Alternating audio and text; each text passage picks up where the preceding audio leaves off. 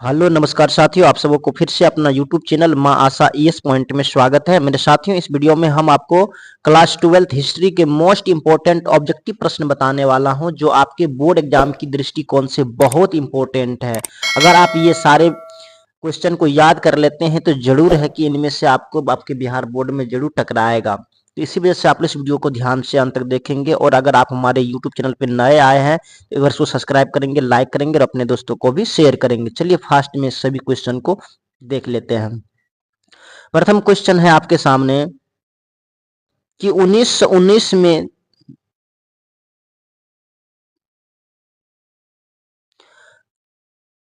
प्रथम क्वेश्चन है आपके सामने कि 1919 में दिल्ली में ऑल इंडिया खिलाफत सम्मेलन का अध्यक्ष किसे बनाया गया। दिल्ली 1919 में दिल्ली में ऑल इंडिया खिलाफत सम्मेलन का अध्यक्ष किसे बनाया गया। तो आपके सामने ऑप्शन है अब्दुल कलाम, हकीम अजमल खान, महात्मा गांधी या तेज बहादुर सप्रू। तो मेरे साथियों, इसका सही आंसर हो जाएगा आपको सी, यानी कि 1919 में दिल्ली में ऑल इंडिया खिलाफत सम्मेलन का अध्यक्ष महात्मा गांधी जी को बनाया गया था। नेक्स्ट प्रश्न है आपके सामने, गांधी ने केसर हिंद की उपाधि क्यों लौटा दी। गांधी जी ने केसर हिंद की उपाधि क्यों लौटा दी। प्रथम ऑप्शन है आपके सामने प्रथम विश्व युद्ध में भारतीय संसाधनों के उपयोग के विरोध में, जालियांवाला बाग हत्याकांड के विरोध में, खिलाफत आंदोलन आरंभ होने पर या असहयोग आंदोलन आरंभ होने पर। मेरे साथियों, इसका सही आंसर हो जाएगा आपको बी, यानी कि जालियांवाला बाग हत्याकांड जब हुआ था उसमें बहुत सारे आदमी का जान गया था, तो इसी वजह से महात्मा गांधी जी ने केसर हिंद की उपाधि लौटा दिया था अंग्रेजों को। नेक्स्ट प्रश्न है आपके सामने, गांधी ने किस घटना से दुखी होकर 1922 में असहयोग आंदोलन वापस ले लिया। कहते हैं कि गांधी ने किस घटना से दुखी होकर 1922 में असहयोग आंदोलन वापस ले लिया। आपके सामने ऑप्शंस है चोरी चौरा की घटना से, खेड़ा सत्याग्रह से, तुर्की के खिलाफ के पद की समाप्ति से, या कांग्रेस और गैर कांग्रेसी कानून संस्था घोषित करने से। तो मेरे साथियों, इसका सही आंसर हो जाएगा आपको चोरी चौरा की घटना से, ये इसका करेक्ट आंसर होगा। नेक्स्ट प्रश्न है आपके सामने, चोरी चौरा की घटना संबंधित थी, किससे संबंधित थी। खिलाफत आंदोलन से, असहयोग आंदोलन से, सविनय अवज्ञा आंदोलन से, या भारत छोड़ो आंदोलन से। तो मेरे साथियों, इसका जो सही आंसर होगा वो हो जाएगा आपको बी, यानी कि असहयोग आंदोलन से। चोरी चौरा की घटना किससे संबंधित है, असहयोग आंदोलन से। बहुत इंपॉर्टेंट प्रश्न है, इसको आप लोग याद कर लेंगे, कई बार ये क्वेश्चन पूछा गया है।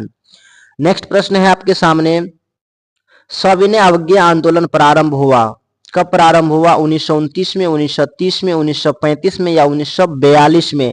तो मेरे साथियों, इसका जो सही आंसर होगा वो हो जाएगा आपको बी, यानी कि 1930 में। सविनय अवज्ञा आंदोलन कब प्रारंभ हुआ, 1930 में हुआ था। नेक्स्ट प्रश्न है आपके सामने, मार्च 1930 में दांडी यात्रा से गांधी जी ने कौन सा आंदोलन प्रारंभ किया। कहते हैं कि मार्च 1930 में दांडी यात्रा से गांधी जी ने कौन सा आंदोलन प्रारंभ किया। असहयोग आंदोलन, सविनय अवज्ञा आंदोलन, व्यक्तिगत अवज्ञा आंदोलन, या स्वतंत्रता आंदोलन। मेरे साथियों, इसका सही आंसर हो जाएगा आपको बी, यानी कि सविनय अवज्ञा आंदोलन। नेक्स्ट प्रश्न है आपके सामने, मुस्लिम लीग की स्थापना किस वर्ष हुई थी। मुस्लिम लीग की स्थापना किस वर्ष हुई थी। 1902 में, 1906 में, 1946, 1948। तो मेरे साथियों, आपको याद होगा मुस्लिम लीग की स्थापना जो है ये आपको 1906 ईस्वी में हुआ था, और बंगाल विभाजन 1905 ईस्वी में हुआ था, याद रखेंगे आप लोग। नेक्स्ट प्रश्न है आपके सामने, बंग दंग आंदोलन का आरंभ कब हुआ था। बंग दंग आंदोलन का आरंभ कब हुआ था। 1885 में, 1895 में, 1911 में, या 1905 में। मेरे साथियों, इसका सही आंसर हो जाएगा आपको डी, यानी कि 1905 ईस्वी में बंग दंग आंदोलन का आरंभ हुआ था। नेक्स्ट प्रश्न है आपके सामने, देश के किसानों ने विद्यार्थी और मजदूरों के साथ मिलकर किस आंदोलन में प्रमुख भाग लिया।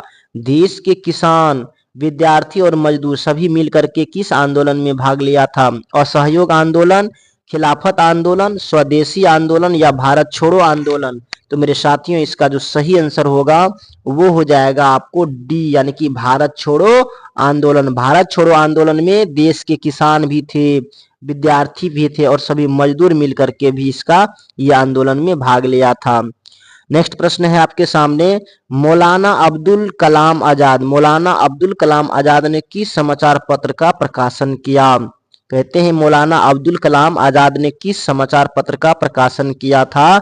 तो आपके सामने ऑप्शंस है कामरेड, अल हिलाल, न्यू इंडिया या यंग इंडिया? तो मेरे साथियों इसका सही आंसर हो जाएगा आपको बी, यानी कि अल हिलाल। क्या हो जाएगा? अल हिलाल। नेक्स्ट प्रश्न है आपके सामने कि 1929 में कांग्रेस के लाहौर अधिवेशन के अध्यक्ष थे, कौन थे? 1929 में कांग्रेस के लाहौर अधिवेशन के अध्यक्ष कौन थे? पंडित जवाहरलाल नेहरू, महात्मा गांधी, मौलाना आजाद या सुभाष चंद्र बोस? तो मेरे साथियों इसका जो सही आंसर होगा वो हो जाएगा आपको ए, यानी कि पंडित जवाहरलाल नेहरू। नेक्स्ट प्रश्न है आपके सामने, भारत राष्ट्र का पिता माना गया, भारत राष्ट्र का पिता किसे माना गया? गोपाल कृष्ण गोखले को, राजा राम मोहन राय को, मोहनदास करमचंद गांधी को या मदन मोहन मालवीय को? मेरे साथियों इसका जो सही आंसर होगा वो हो जाएगा आपको सी, मोहनदास करमचंद गांधी को। नेक्स्ट प्रश्न है आपके सामने, गांधी जी ने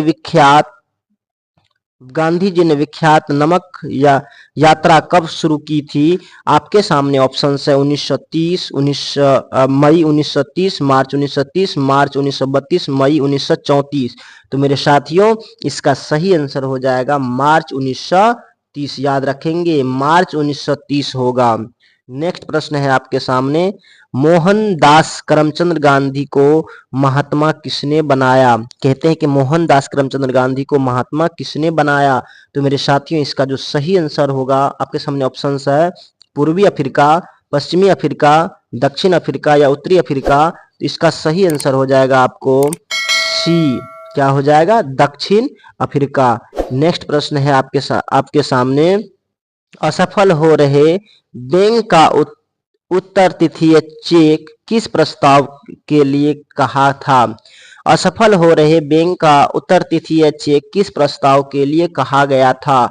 आपके सामने ऑप्शंस है क्रिप्स प्रस्ताव, सीआर प्रस्ताव, वेवेल प्रस्ताव या कैबिनेट मिशन प्रस्ताव? तो मेरे साथियों इसका जो सही आंसर होगा वो हो जाएगा आपको ए, यानी कि क्रिप्स प्रस्ताव।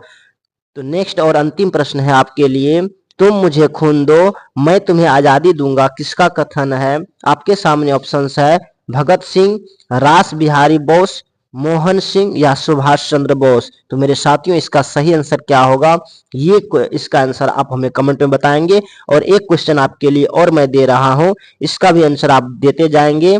आपके सामने ऑप्शन है, क्वेश्चन है, गांधी जी किसे अपना राजनीतिक गुरु मानते थे? लोकमान्य तिलक, दादा भाई नौरोजी, गोपाल कृष्ण गोखले या लाला लाजपत राय? ये दोनों क्वेश्चन के आंसर आप हमें जरूर कमेंट में बताएंगे। बाकी ये वीडियो आपको कैसा लगा आप हमें कमेंट में जरूर बताएंगे। अगर आपको अच्छा लगा होगा तो प्लीज आप हमारे यूट्यूब चैनल को भी सब्सक्राइब करेंगे, लाइक करेंगे और अपने दोस्तों को भी शेयर करेंगे। बाकी so thanks very much, all the best, have a nice day, जय हिंद।